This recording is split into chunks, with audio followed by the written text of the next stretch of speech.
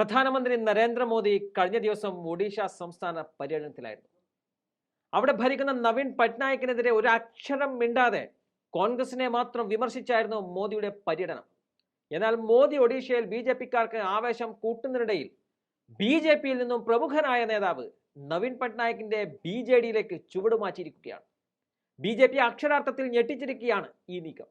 കാരണം BJP-യും BJD-യും സഖ്യത്തിലേക്ക് വരുമ്പോൾ ഇത്തരത്തിൽ ഒഡീഷ മുൻ മുഖ്യമന്ത്രിയും മുതിർന്ന BJP നേതാവുമായ വിജയ് മഹാപത്രയുടെ മകൻ അരവിന്ദ് മഹാപത്ര മുഖ്യമന്ത്രിയുടെ വസതിയിൽ മുഖ്യമന്ത്രി നവീൻ പട്നായിക്കിന്റെയും മറ്റു മുതിർന്ന BJD നേതാക്കളുടെയും സാന്നിധ്യത്തിൽ സംസ്ഥാനത്തെ ഭരണകക്ഷിയായ ബിജു ജനതാദളിൽ അതായത് BJD-യിൽ ചേർന്നുവെന്ന വാർത്ത പുറത്തേക്ക് വരികയാണ്.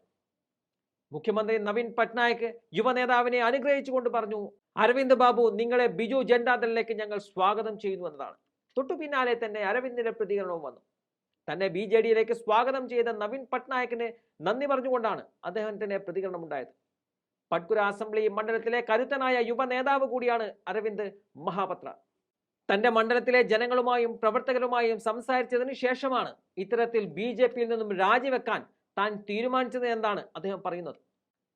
2019 മുതൽ താൻ പട്കുര നിയോജക മണ്ഡലത്തിലെ വിവിധ സ്ഥലങ്ങൾ സന്ദർശിക്കുന്നു. പട്കുരയുടെ ബഹുമുഖ വികസനത്തിനായി പ്രവർത്തിക്കാൻ കഴിയുന്ന ഒരു പ്ലാറ്റ്ഫോം ആവശ്യമാണെന്ന് തനിക്ക് തോന്നി. ആ പ്ലാറ്റ്ഫോം BJP-യിലില്ല. അതുകൊണ്ടാണ് BJD-യൊപ്പം ചേരുന്നത് എന്നതാണ് അദ്ദേഹം പറഞ്ഞത്. തൊട്ടടുത്ത മിനിറ്റിൽ തന്നെ അദ്ദേഹത്തെ BJP-യിൽ നിന്നും പുറത്താക്കുകയും ചെയ്തു. 147 നിയമസഭാ സീറ്റുകളും 21 ലോക്സഭാ സീറ്റുകളുമാണ് ഒഡീഷയിലുള്ളത്.